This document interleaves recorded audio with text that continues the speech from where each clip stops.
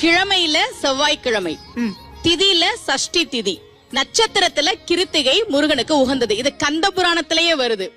சிவபெருமான் வாக்காவே இருக்கு.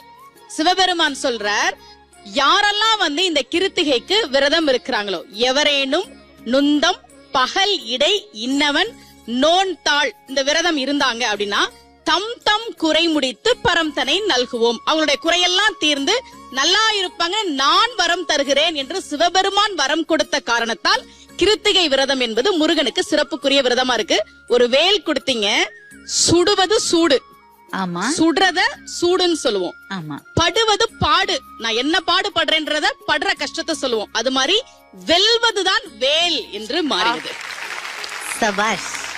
சோ வெற்றியவே கையில கொடுத்திருக்காரு அவரு. ஆமா, சபாஷ். தேங்க்யூ.